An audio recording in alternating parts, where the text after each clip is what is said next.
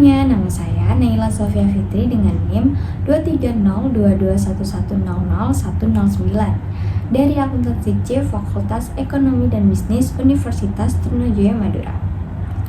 Di sini saya akan mempresentasikan tugas saya dengan judul penentuan harga pokok produksi.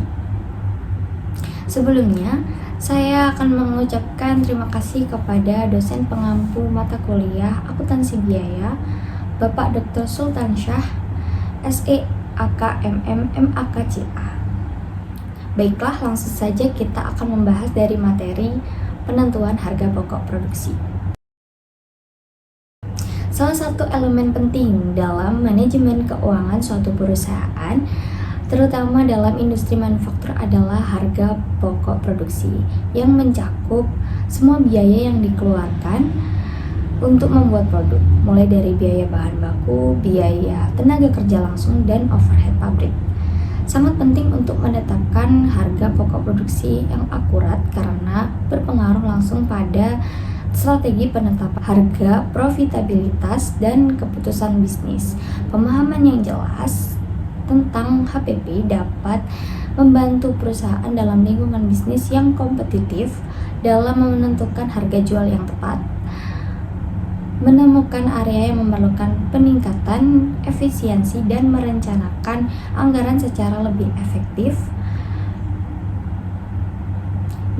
Manajemen dapat mengevaluasi kinerja operasional dan membuat rencana untuk meningkatkan margin keuntungan dengan mengetahui HPP.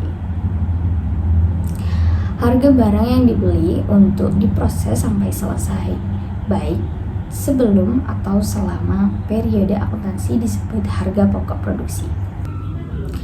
Harga pokok produksi adalah proses dan harga pokok pesanan, yaitu metode harga pokok pesanan dapat digunakan oleh perusahaan yang memiliki produksi terputus-putus. Ini adalah metode di mana biaya dikumpulkan secara terpisah untuk setiap pesanan terlepas dari jenis pesanan atau kontrak yang diberikan.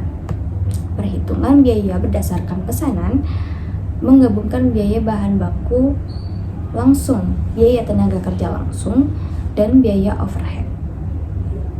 Harga pokok produksi dapat dihitung dengan menggabungkan semua biaya produksi atau hanya unsur biaya produksi variabel.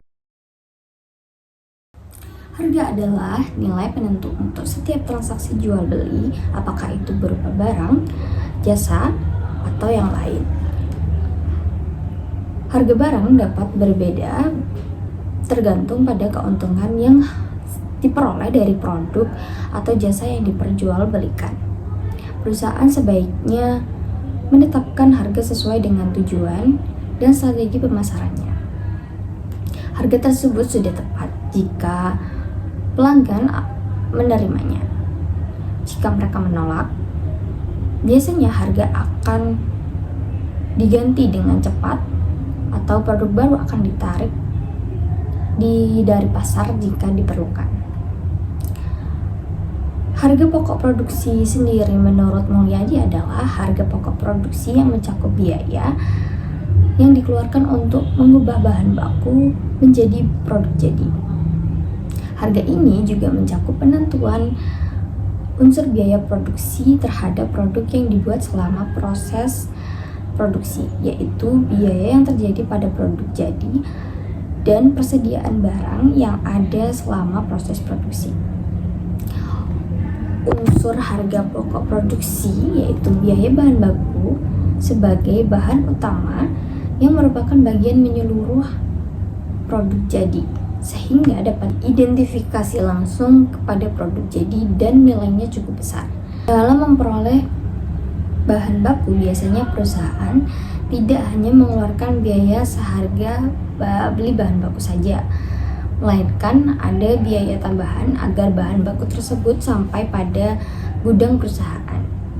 Metode penentuan harga pokok bahan baku dalam produksi. Yang pertama, metode identifikasi khusus. Yang kedua, metode FIFO. Yang ketiga, metode LIFO. Yang keempat, metode rata-rata bergerak. Dan Yang kelima, metode biaya standar. Selanjutnya, biaya tenaga kerja langsung adalah biaya yang dikeluarkan untuk pemanfaatan tenaga kerja manusia dan digunakan oleh perwakilan untuk menyelesaikan tugas dengan tenaga kerja fisik atau mental. Dalam hal ini, biaya tenaga kerja langsung adalah kompensasi yang diberikan kepada karyawan yang melakukan tugas mereka dengan baik. Tenaga kerja yang dibayar berdasarkan unit produk atau jam kerja dan terlibat langsung dalam pembuatan produk disebut tenaga kerja langsung. Klasifikasi tenaga kerja. Yang pertama, tenaga kerja terdidik, yaitu mereka yang telah menerima pendidikan dan pelatihan yang cukup untuk memperoleh pengetahuan, keterampilan, dan kemampuan yang diperlukan untuk melakukan tugas dan tanggung jawab. Yang selanjutnya, tenaga kerja terlatih, yaitu individu yang telah mengikuti program pelatihan khusus untuk memperoleh keterampilan dan pengetahuan praktis yang diperlukan untuk suatu pekerjaan atau industri tertentu. Yang selanjutnya adalah tenaga kerja tak terdidik dan tak terlatih, yaitu mereka yang tidak memiliki pendidikan formal yang memadai dan belum menerima pelatihan khusus untuk meningkatkan keterampilan mereka di tempat kerja. Seringkali mereka melakukan pekerjaan yang dibutuhkan keterampilan yang sedikit atau sama sekali tanpanya, dan lebih banyak bergantung pada instruksi langsung atau pembelajaran di tempat kerja. Biaya overhead pabrik menurut Chris Miyaji adalah elemen ketiga dari biaya manufaktur dan mencakup seluruh biaya produksi tidak langsung. Biaya overhead pabrik terdiri dari biaya produksi selain biaya bahan baku dan tenaga kerja langsung, juga tidak dapat dikaitkan secara langsung dengan produk atau aktivitas lain yang dilakukan produksi untuk menghasilkan keuntungan. Selanjutnya, karakteristik yang terkait secara khusus dengan biaya overhead pabrik. Yang pertama, produk sendiri, yaitu ciri utama yang menunjukkan sebuah produk. Biaya overhead pabrik adalah komponen yang tidak berwujud dari produk jadi. Tidak ada surat permintaan bahan atau kartu jam tenaga kerja yang dapat menunjukkan jumlah biaya overhead pabrik, seperti yang terjadi pada perlengkapan pabrik atau tenaga kerja tidak langsung yang terjadi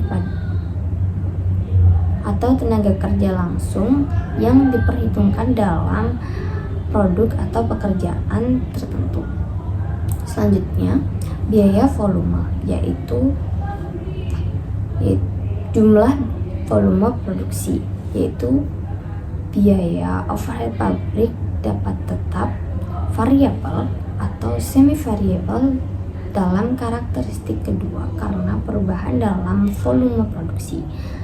Biaya overhead tetap relatif konstan meskipun ada perubahan dalam volume produksi, sedangkan biaya overhead variabel bervariasi sebanding dengan output produksi. Selanjutnya adalah rumus biaya bahan baku, yaitu saldo awal bahan baku ditambah pembelian bahan baku lalu dikurangi dengan saldo akhir bahan. Selanjutnya, rumus metode identifikasi khusus, yaitu jumlah total unit dibagi dengan biaya per unit. Selanjutnya adalah rumus metode FIFO ketika mencari biaya barang yang dijual, yaitu jumlah barang yang dijual dikali dengan harga barang pertama kali masuk. Selanjutnya, nilai persediaan akhir, yaitu jumlah barang yang tersisa dikali harga barang terakhir kali masuk. Rumus LIFO, yaitu jumlah unit terjual dikali biaya unit terakhir. Lalu metode rata-rata bergerak, jumlah dari data periode waktu yang diperhitungkan dibagi jumlah periode rata-rata bergerak. Selanjutnya, metode biaya standar, yaitu biaya tenaga kerja langsung ditambah biaya bahan ditambah biaya overhead pabrik. Selanjutnya, biaya tenaga kerja langsung, yaitu jam kerja dikali tarif upah per jam. Lalu, biaya overhead pabrik, biaya sewa ditambah biaya utilitas, ditambah biaya gaji staf, ditambah biaya pemeliharaan, ditambah biaya penyusutan, dan biaya lainnya. Slide selanjutnya adalah metode penentuan harga pokok produksi. Yang pertama, metode full costing, yaitu metode biaya penuh menggabungkan semua biaya produksi ke dalam biaya produksi termasuk biaya bahan baku, biaya tenaga kerja langsung, dan biaya overhead pabrik yang berperilaku tetap dan variabel. Yang kedua, metode variable costing, yaitu metode yang hanya memperhitungkan biaya produksi yang berperilaku variabel terdiri dari biaya bahan baku, biaya tenaga kerja langsung, dan biaya overhead pabrik variabel. Lalu, metode penentuan harga jual. Yang pertama, cost plus pricing adalah metode penetapan harga di mana margin keuntungan tertentu ditambah ke biaya produksi total untuk menentukan harga jualnya. Manajer harga jual biasanya memerlukan informasi tentang biaya masa depan untuk menentukan harga jual produk atau jasa. Yang kedua, metode time and material pricing. Metode ini menghitung tarif harga upah langsung dari tarif BB lainnya atau tarif biaya bahan lainnya digabungkan dengan jumlah tertentu dari biaya tidak langsung dan laba yang diinginkan.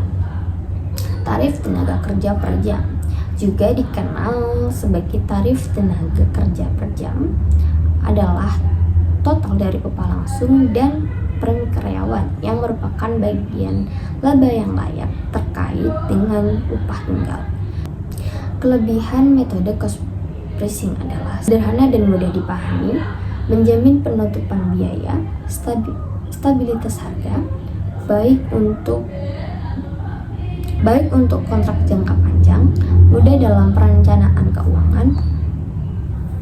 Lalu, kekurangan metode cost pricing, mengabaikan permintaan pasar, potensi biaya berlebih, fluktuasi biaya, mengabaikan nilai produk, tidak efisien dalam pasar kompetitif. Lalu, kelebihan dan kekurangan metode time and material pricing. Kelebihan metode time and material pricing adalah fleksibilitas, transparansi, mengurangi risiko estimasi, baik untuk proyek yang tidak terdefinisi, mengakomodasi perubahan. Lalu kekurangan time and material pricing, kurangnya intensif untuk efisiensi, biaya tidak terduga, kompleksitas dalam perhitungan, keterbatasan dalam penetapan anggaran, risiko ketidakpuasan pelanggan. Selanjutnya ada latihan soal. PT Harapan Sentosa memproduksi produk jadi sebanyak 130.000 unit pada tahun 2020 dengan perkiraan bahan baku 850.000 kg. Tetapi setelah diperiksa, ternyata perusahaan tersebut menggunakan 800.000 kg bahan baku dalam proses produksinya. Kuantitas bahan baku standar adalah 7 kg per unit dengan harga standar 2.300 per kilogram. Dan efisiensi tenaga kerja langsung standar adalah 3 jam per unit dengan upah standar 2.500 per jam. Pertanyaannya, berapa selisih harga bahan baku? Berapa selisih kuantitas bahan baku? Berapa efisiensi tenaga kerja langsung? Dan berapa selisih tenaga kerja langsung? Kita mencari selisih bahan baku, yaitu harga sesungguhnya dikurangi harga standar dikali kuantitas sesungguhnya. Lalu totalnya 40 juta dari 2.250 dikurangi 2.300 dikali 800.000. Selanjutnya selisih kuantitas bahan baku. Kuantitas sesungguhnya dikurangi kuantitas yang sudah ditetapkan dikali harga standar. Hasilnya 253 juta. Lalu selisih jam tenaga kerja langsung. Jam kerja sesungguhnya dikurangi jam kerja standar yang ditetapkan dikali tarif upah standar. Hasilnya 37.500.000. Lalu selisih tarif upah tenaga kerja langsung. Tarif upah sesungguhnya dikurangi tarif upah standar dikali jam kerja sesungguhnya. Hasilnya 37.500.000. Terima kasih atas waktu yang telah kalian berikan untuk menonton tugas video yang saya sampaikan sampai akhir. Jika ada kata-kata yang kurang dimengerti ataupun salah kata, mohon dimaafkan dan dimaklumi. Terima kasih, semoga bermanfaat. Wassalamualaikum warahmatullahi wabarakatuh.